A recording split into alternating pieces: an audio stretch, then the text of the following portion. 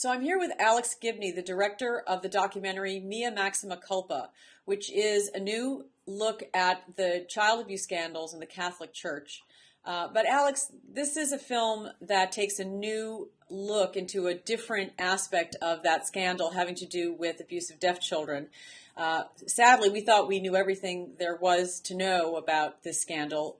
What led you to this story? And tell us a little bit about what your film is revealing that's new. Okay. I first heard about the story. It was on the front page of the New York Times. And it was about a priest in Milwaukee, Wisconsin, Father Lawrence Murphy, who abused 200 deaf children. He ran a school for deaf children.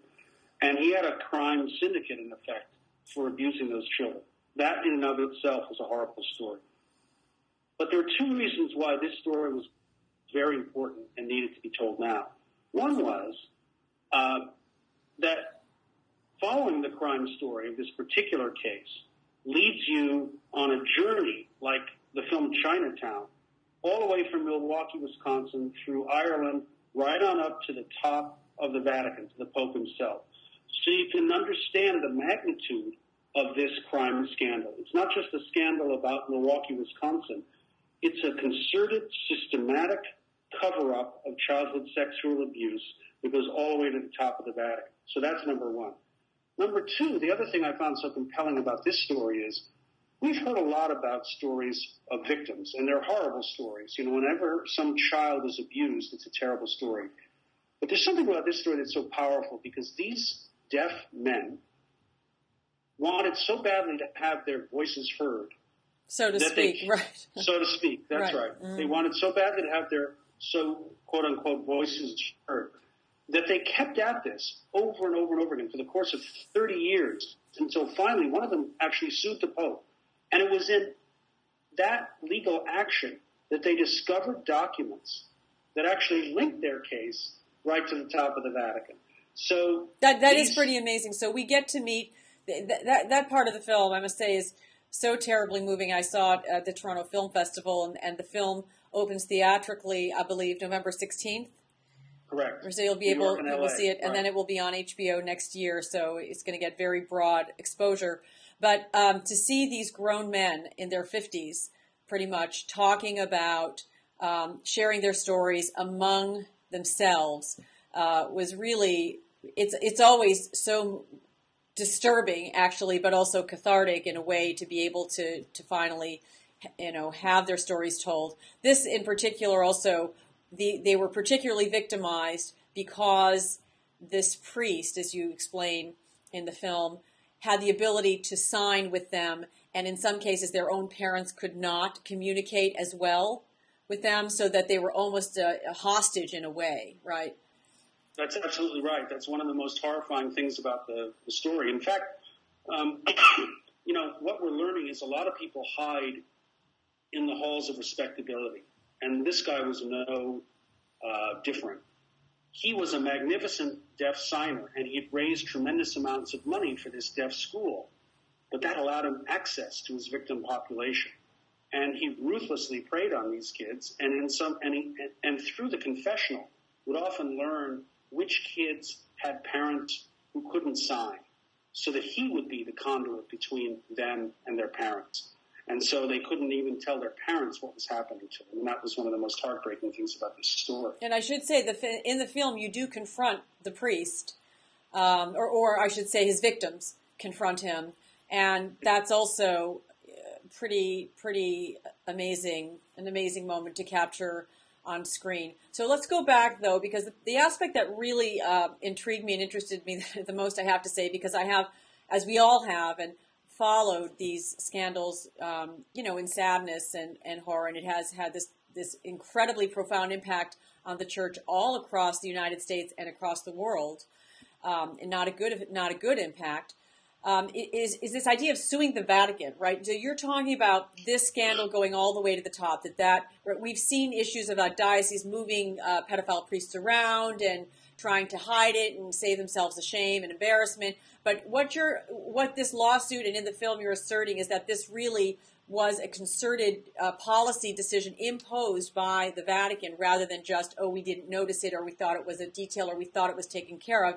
And that's pretty profound. what can you sue the Vatican? Can you sue the Pope? Well, you can try. I Yeah. mean, there are a lot of impediments to suing the Pope. One is, and we point this out in the film, that the Vatican has managed to become its own country. And that was a deal, actually, that was struck with Mussolini back in the pre-World War II days, where essentially the Catholic Church cut a deal with Mussolini that in exchange for becoming a country, they would give Mussolini their support. Mm-hmm. So it was, I would say, an unholy alliance of the worst kind. But the Vatican is a state, so as a result, states have immunity, states have their own laws. And that makes it terribly difficult to sue the Vatican. But there are a number of people now who are legally trying to undermine that kind of state immunity that the Vatican has. Can I kind of say, the idea is to sue the Vatican for what? I mean, for having knowledge? One thing that they're trying to sue the Vatican for is damages, saying that the Vatican had command control over these priests and were not doing sufficient amounts to do what was necessary to protect children from them. That's number one. Number two, and maybe more important going forward, is some of these lawsuits are actually trying to get the Vatican to disgorge the documents that it has that relate to this worldwide pattern of sex abuse. That's what everybody's waiting for. Every big archdiocese, and indeed the secret archives of the Vatican, contain enormous amounts of information about pedophiles and indeed the cover-up of pedophile crimes. That we've not seen. Correct. We've not seen them. We still need to see them. And for some reason that nobody can understand, the Church is hanging on to them and not letting anybody see them.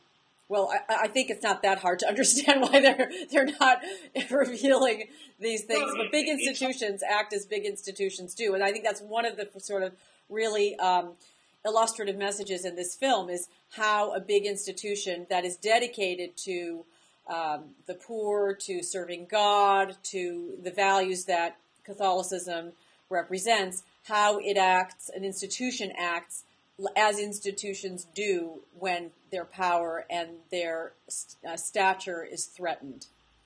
Well, you raise a very good point, Sharon, because when I say, it's unusual or surprising that they would resist this, it's surprising considering what the Church is supposed to stand for, which is love and charity.